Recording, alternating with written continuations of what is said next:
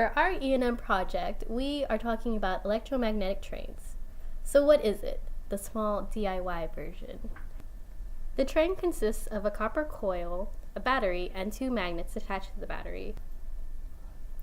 Because the magnets are in contact with the coil, a current flows through the coil. The magnetic fields of the magnets create a force on the coils, and thus the coil exerts an equal force on the train, pushing it forward. So how does it work? In our simplified model, the train consists of a battery and these two magnets shown here. Instead of having a coiled loop, we are treating each loop as discrete circular rings. The overall train has a length L, and the diameter of the coil is A, and each magnet has a height of H and a radius of R.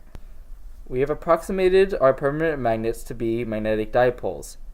The second equation here is the magnetic field for the dipole in polar coordinates. Below that is the equation for the magnetic field in the y direction expressed in Cartesian coordinates. In this picture, the y direction is horizontal. In this diagram, there are two permanent magnets. However, in our actual experimental setup, we required three permanent magnets in order to actually get it working.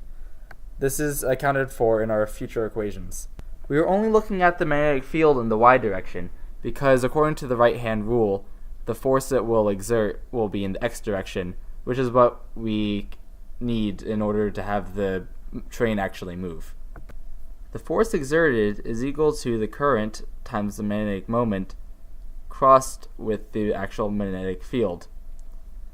Here is the force equation summed over all coils for all three magnets. If you look closely at the equation, you can see how each segment that representing each of the three magnets are all very similar and are all just shifted along the x-axis to account for the magnet's position. So how do you make one? First, you need a battery, two magnets, and a copper coil. Our version of this is shown here. As you can see, we had three magnets instead of just two because our train was not strong enough with our two magnets alone.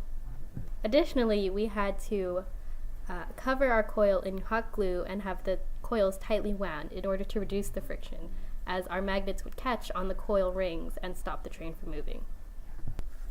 Because we made our coil ourselves, and the nature of the coil is that it's very bumpy, making friction hard to figure out, we decided not to go with a friction coefficient found off some database and instead calculated ourselves.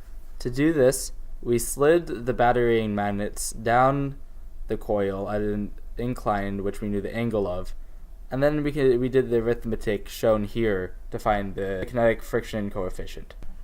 To calculate the experimental magnetic force, we used the kinematic equation to calculate the acceleration, using the time it took to travel a known set distance. By adding the force of kinetic friction to the force in the x direction, we can find the force that the coil exerts on the train. So, what were our results? On the theoretical side, we had a calculated magnetic force of 0.29 newtons. On the experimental side, we measured a magnetic force of 0.31 newtons.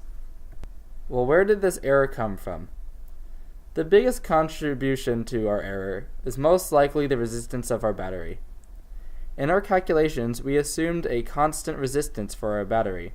However, batteries' resistances are heavily dependent on two things: the charge they have and their temperature. Since we are essentially making a huge short circuit, the temperature of our battery rapidly rises as the train goes through the coil. This rapid rise in temperature changes the resistance significantly. This change in resistance is a very large contribution to error. Another large contribution to error are the magnets we used. The magnets we used have a non-neodymium magnet casing on one of the sides, which significantly changes the magnetic field it produces. All in all, our error has been marginally small and is quite impressive considering the approximations we made. It is a very clear demonstration of the power of the dipole approximation.